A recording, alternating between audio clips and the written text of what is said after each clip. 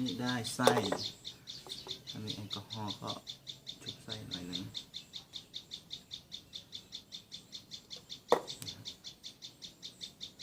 หนวดสักนิด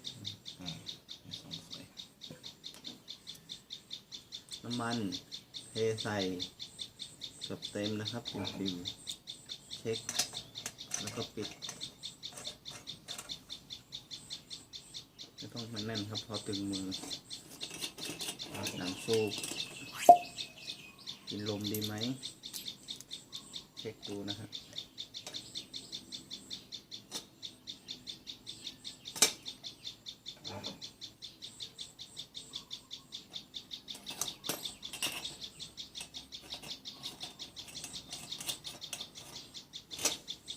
เข็มขึ้นดีไหม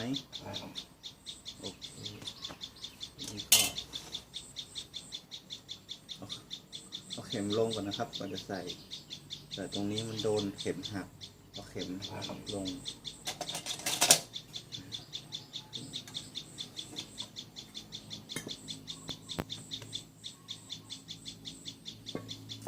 อันนี้เสร็จ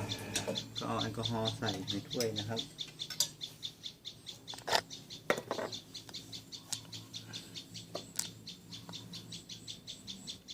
นี่ครับมันจะมีรูใส่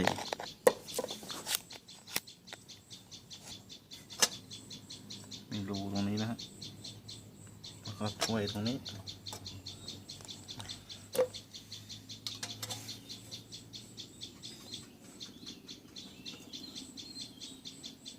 ใส่ไฟแล้วใส่เต็มก็จุดเลยครับจุดตรงรูนี่แหละ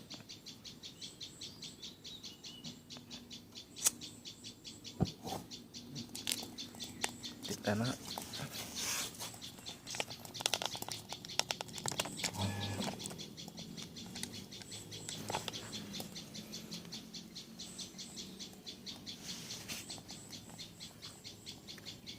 ใส่ก็ไม่ใส่ไม่ต้องตกใจนะครับดำอย่างนี้เดี๋ยวก็ขาวเองครับ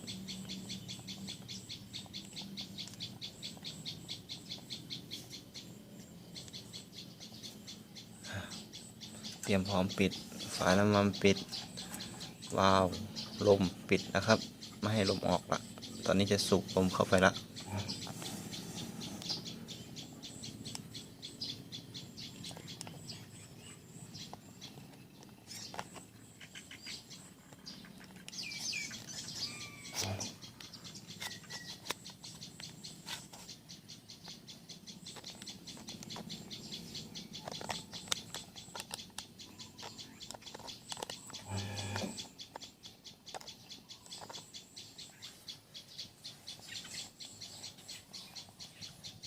ก็เผาจนกว่าแอลกอฮอล์ใกล้จะหมดนะครับ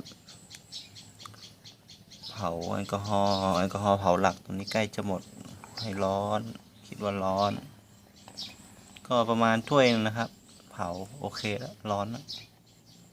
เดี๋ยวลองดูนะครับมือใหม่ก็รอจนกว่าแอลกอฮอล์จะหมดค่อยสูบนะครับนี่เริ่มขาวแล้ว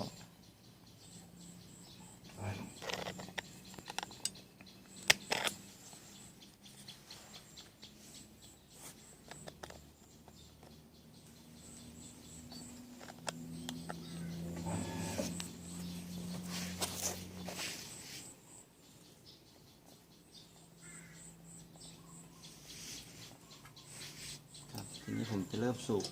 สักที2 ทีก่อนนะครับนี่ก่อนครับ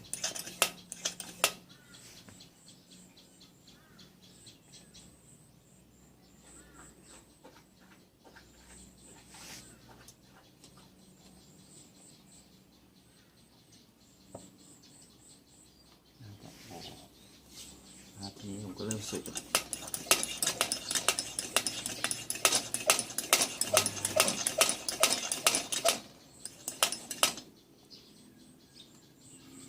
เปิดวาล์วครับลม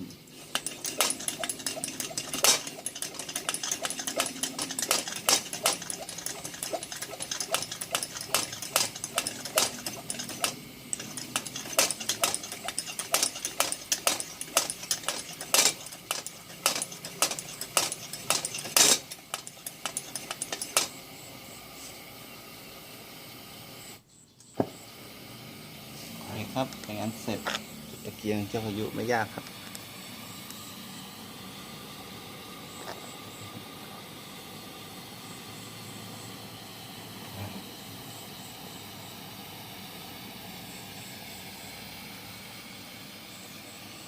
ครับผมขอบคุณสำหรับการติดตามครับวินเดียวเหมือนลี